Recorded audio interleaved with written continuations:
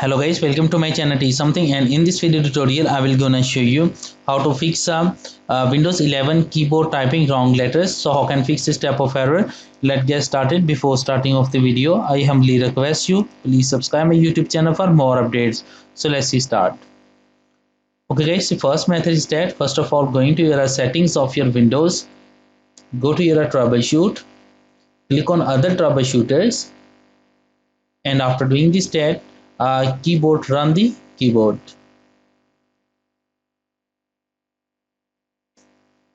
Close it.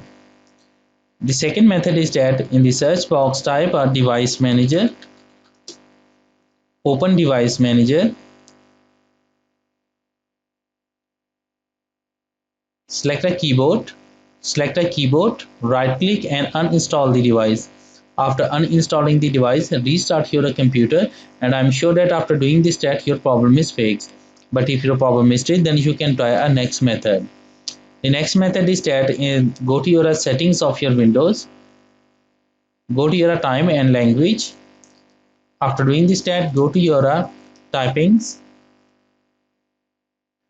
go to your advanced keyboard settings, and after doing this test select the use language list, and after doing this test make sure that select the use language list,